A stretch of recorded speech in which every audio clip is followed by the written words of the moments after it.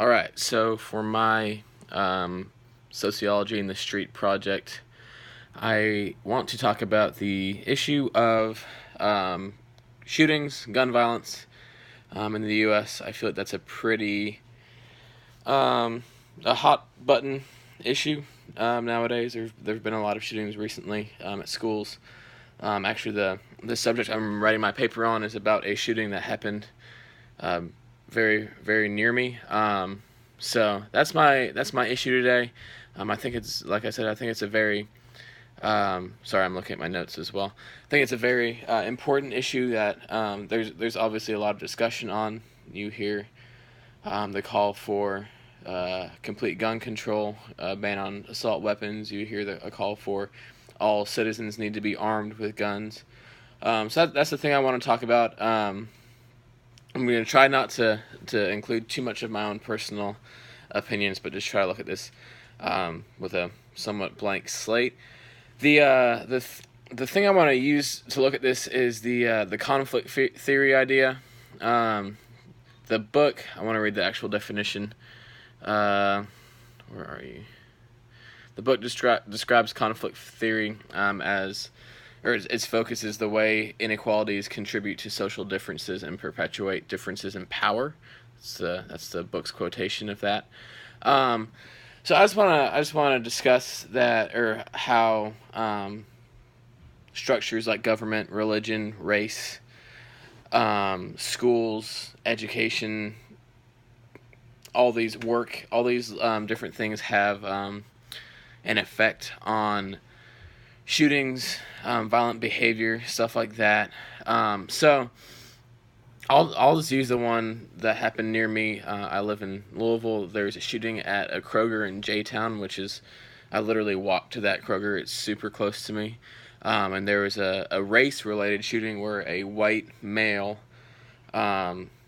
went not into the Kroger. He was in the parking lot and shot two older African American, a married couple, a man and a woman, and told the police that it was a race related shooting, that he wanted to kill people of other races. That's what happened. He didn't hold back on his motive, and I think conflict theory kind of helps dissect that.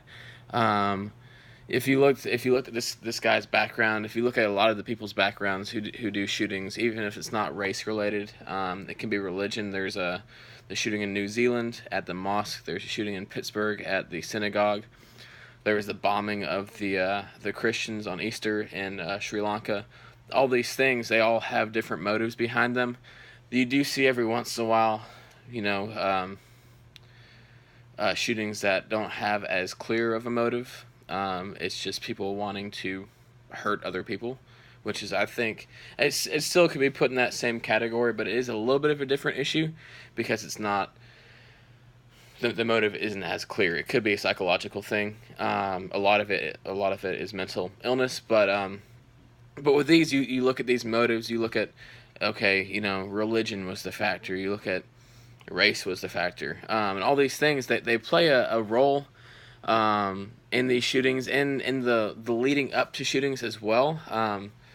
A thing that we often neglect to think about with these shootings is the build up to the shootings. I mean, we don't neglect it, but we don't think about it as much as you would think about the actual shooting.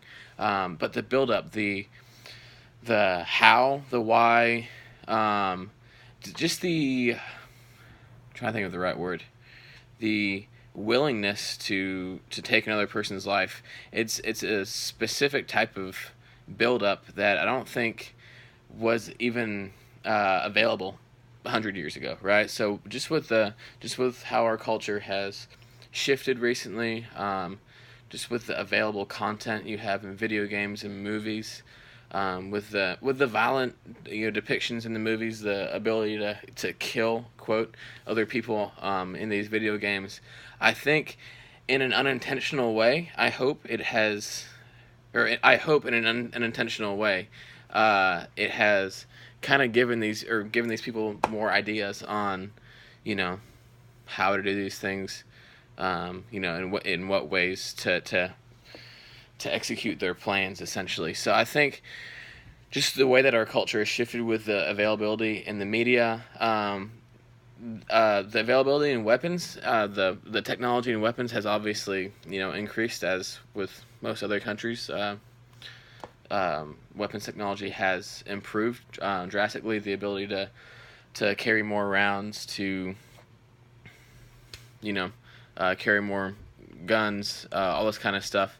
It's it's more readily available to citizens, especially in the U.S. With our somewhat lax laws. But I wouldn't argue that that is the predominant issue. I would argue that the predominant issue is um, the underlying social institutions like education, lack of education, religion, different religions, um, even race, which I don't know if you could define as a social institution. Maybe you could, but even race, hatreds of other races. I think those are the more predominant factors in these types of shooting. So, yeah.